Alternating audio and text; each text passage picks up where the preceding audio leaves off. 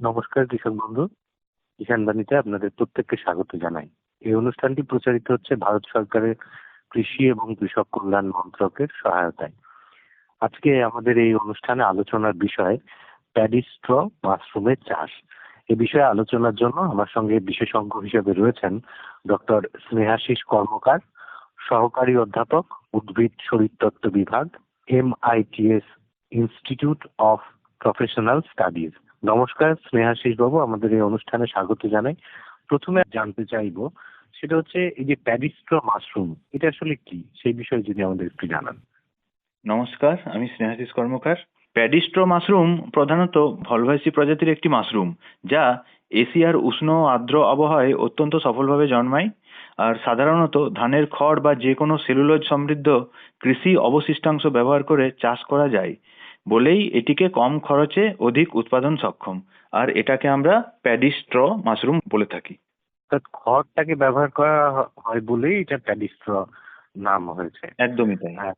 এখন আপনার কাছে আরেকটু জানতে চাই, সেটা হচ্ছে যে এই মাশরুমের পুষ্টিগুণ এবং উপকারিতা কতখানি সেই বিষয়ে। প্যাডিস্ট্রো মাশরুম শুধু সুস্বাদুই নয়, পুষ্টিগুণেও অত্যন্ত সমৃদ্ধ। যেমন এটি দেহের দৈনন্দিন পুষ্টি চাহিদা পূরণে গুরুত্বপূর্ণ ভূমিকা রাখে। যেমন প্রোটিনের এক পর্যাপ্ত উৎস হিসাবে এটি ব্যবহৃত হয়। সাথে ভিটামিন সম্পূর্ণ এটি একটি উপাদান, যেমন vitamin B complex, vitamin D, folic acid এগুলো পাওয়া যায়। এছাড়াও বিভিন্ন খনিজ উপাদানে সমৃদ্ধ আমাদের এই প্যাডিস্ট্রো মাশরুম, যেমন potassium, calcium, phosphorus, iron, magnesium. এর সাথে সাথে এর স্বাস্থ্য উপকারিতাও প্রচুর রয়েছে, যেমন হজম শক্তি বৃদ্ধি করে, রোগ প্রতিরোধ ক্ষমতা বাড়ায়, শরীরে অ্যান্টিঅক্সিডেন্ট কার্যক্ষমতাকে সক্রিয় করে। এই সকল উপকারিতা আমাদের প্যাডিস্ট্রো মাশরুমে রয়েছে। অর্থাৎ এটির পুষ্টিগুণ বেশ, এবং শরীরের জন্য এটিকে খাদ্য হিসেবে গ্রহণ করা বেশ উপকারী। হ্যাঁ। এখন আরেকটা বিষয় সেটা জানতে চাইবো, যে সেটা হচ্ছে যে ভারতীয় যে কৃষক মহল, সেই কৃষক মহলে এই মাশরুমের গ্রহণযোগ্যতা কেমন? ভারতীয় কৃষক মহল বলতে ভারতের গ্রামীণ অঞ্চলে এটি আয়বর্ধক চাষ হিসেবে ক্রমবর্ধমান জনপ্রিয়তা অর্জন করেছে। বিশেষ করে যেসব স্থানে ধানের খড় সহজলভ্য, যেখানে ক্ষুদ্র উদ্যোক্তা, স্বনির্ভর গোষ্ঠী ও কৃষকরা অল্প প্রযুক্তিতে দ্রুত আয় করতে চান, এই চাষ গ্রহণ করেছেন তারা। এটি একটি তাপমাত্রা সংবেদনশীল থার্মোফিলিক মাশরুম, তার ফলে 30 থেকে 35 ডিগ্রি সেলসিয়াস তাপমাত্রায় সর্বোত্তমভাবে বৃদ্ধি পায় এবং অন্য মাশরুম প্রজাতির তুলনায় এর চক্র অনেক ছোট, মাত্র 35 থেকে 40 দিনের মধ্যেই সম্পূর্ণ হয়ে যায়। অর্থাৎ আমাদের এই যে অঞ্চল, নাতিশীতোষ্ণ অঞ্চল, এই অঞ্চলের জন্য এই মাশরুম এর চাষ বেশ গুরুত্বপূর্ণ, কৃষক বন্ধুদের কাছে হয়ে উঠতে পারে। একদমই তাই। এখন আরেকটা বিষয় সেটা জানার, যেটা হচ্ছে যে আপনি প্রথমে বললেন যে ধানের যে খড় সেটাকে ব্যবহার করা হয়, এছাড়াও এই মাশরুম চাষের উপকরণ হিসেবে আর কি কি ব্যবহার করা হয়ে থাকে? এই মাশরুম চাষের উপকরণ হিসেবে সব থেকে জরুরি যেটা, সেটা হলো পরিষ্কার ধানের খড়। রোড সাইড বা পচা খড় নয় কিন্তু। এরপর আমরা মাশরুমের বীজ, যেটাকে স্পন বলে থাকি, সেটা একটা উপকরণ। সাথে পলিথিন ব্যাগ, সাধারণত 16 x 20 ইঞ্চির যে ব্যাগ বা তার থেকে একটু বড়, সেগুলো ব্যবহার করি। এছাড়াও ছিদ্রযুক্ত ঘর, স্প্রে বোতল, বাঁশ বা কাঠের টেবিল, পরিষ্কার জল, ব্লিচিং পাউডার বা ফরমালিন যেটা ডিসইনফেকশনের কাজ করে, এই সকল জিনিস আমরা ব্যবহার করে থাকি উপকরণ হিসেবে। তাহলে যে খুব বেশি উপকরণের প্রয়োজন এমনটা নয়। এখন আরেকটা বিষয় জানা, সেটা হচ্ছে যে এই মাশরুম চাষ করার জন্য কি রকমের স্থান নির্বাচন করা প্রয়োজন?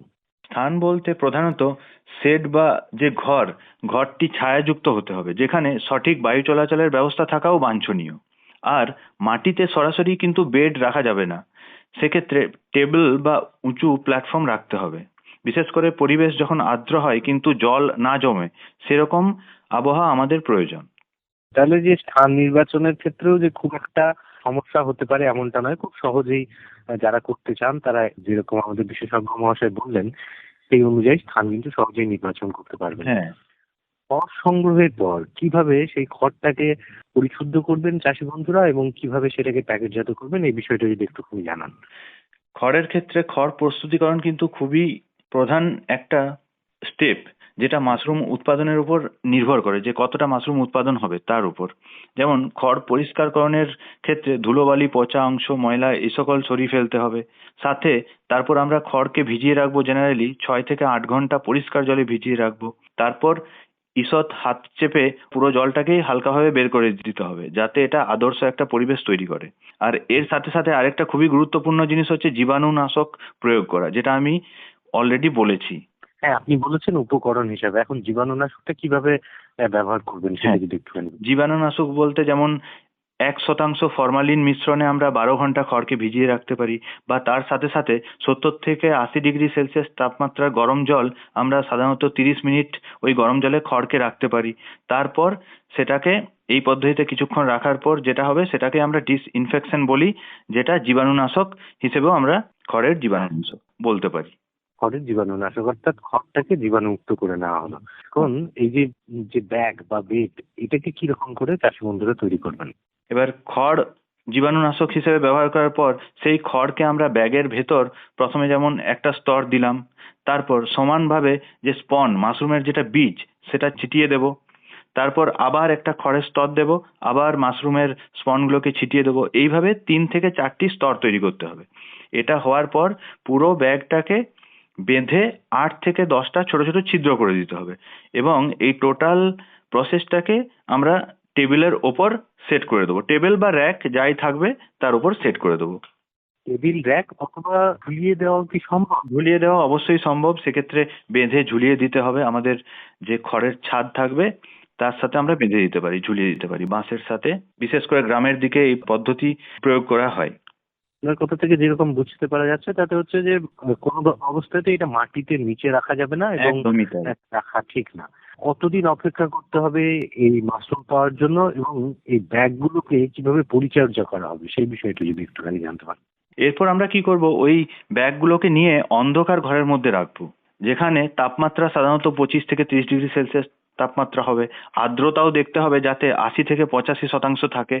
আর এই পুরো পদ্ধতিতে 10 থেকে 12 দিন এভাবে আমাদেরকে রাখতে হবে, যাতে 10 থেকে 12 দিনের মধ্যেই মাইসেলিয়ামগুলো আস্তে আস্তে ছড়িয়ে পড়তে পারে। ঠিক আছে? আর এই সময়ে চাষি ভাইদের মনে রাখতে হবে যে কিছুতেই ব্যাগ খোলা যাবে না, জলের স্প্রে এই টাইমে না করাই ভালো। আর ঘরে দেখতে হবে যাতে আমাদের বাতাস চলাচল নিশ্চিতভাবে হয়, সেই দিকটাও আমাদের কিন্তু চাষি ভাইদের লক্ষ্য রাখতে হবে। পুরো এই পদ্ধতি হয়ে যাওয়ার পর সাধারণত এর পরের পদ্ধতিতে আমাদের আসে ফল ধারণ পর্যায়, যেটাকে আমরা ফ্রুটিং স্টেজও বলে থাকি। আগেরটা গেল ইনকিউবেশন, এটা ফ্রুটিং স্টেজ। ইনকিউবেশন শেষ হলে ব্যাগগুলো ছিদ্র কাটার পদ্ধতিতে খোলা হয়, যার জন্য প্রয়োজনীয় পরিবেশ হলো ছায়াযুক্ত মৃদু আলো, 85 থেকে 90% আর্দ্রতা, পরিষ্কার বাতাস। এভাবে 2 থেকে 3 বার জলের হালকা স্প্রেও করতে হবে, এবং সর্বশেষে অতিরিক্ত ভেজাভাব যাতে না হয় সেদিকে আমাদেরকে লক্ষ্য রাখতে হবে। এই পদ্ধতিতে আমরা রাখলে মোটামুটি 3 থেকে 5 দিনের মধ্যেই কিন্তু মাশরুম বের হতে শুরু করে দেয়। মাশরুম বের হওয়ার পর আমরা সেগুলোকে ক্রমান্বয়ে ফসল সংগ্রহ করতে থাকি, যেগুলোকে ফ্রুটিং কালেকশন বলি আমরা। এক্ষেত্রে টুপির নিচের যে পর্দা ফেটে যাওয়ার আগেই কিন্তু তুলে ফেলতে হবে। আর একবার সাধারণত এক একটা বেড থেকে আমরা 2 থেকে 3টে ফ্ল্যাশ বা চক্র পাওয়া যায়।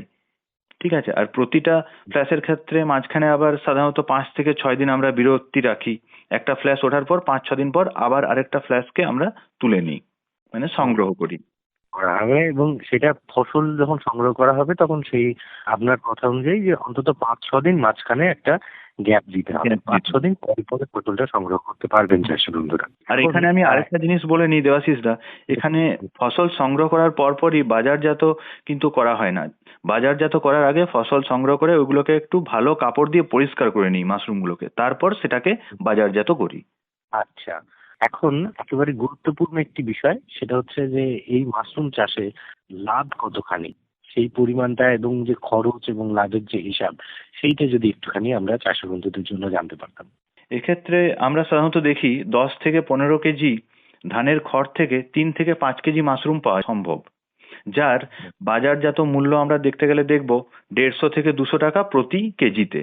কখনো কখনো আবার মৌসুমে কি দেখা যায় যে 300 টাকাও পাওয়া যায় প্রতি কেজিতে। আর খরচ তো খুবই কম। খরচের বিষয়টা যদি একটুখানি জানা যেত। খরচ খুবই কম, কারণ ধানের খড় তো খুবই সস্তা। এছাড়াও জায়গা বেশি লাগে না, বিদ্যুৎ খরচ খুবই কম, শ্রমও কম। অল্প সময়ে আমরা পুরো 30 থেকে 35 দিনের মধ্যেই মাশরুমের পুরো একটা চক্র আমরা কমপ্লিটও করে নিতে পারি। আর অন্যান্য মাশরুমের তুলনায় এর যে লাভ অতিরিক্ত, যার জন্য আমিও চাষি বন্ধুদের বলবো কি আপনারা এটা গ্রহণযোগ্য করে তুলতে পারেন। চাষি বন্ধুরা যদি এই চাষটিকে অবলম্বন করেন তাহলে বেশ লাভবান হতে পারবেন, কারণ খরচের পরিমাণ সত্যি সত্যি খুবই কম। কারণ যে প্রয়োজনীয় সামগ্রী সেইগুলি খুবই সস্তায় পাওয়া সম্ভব।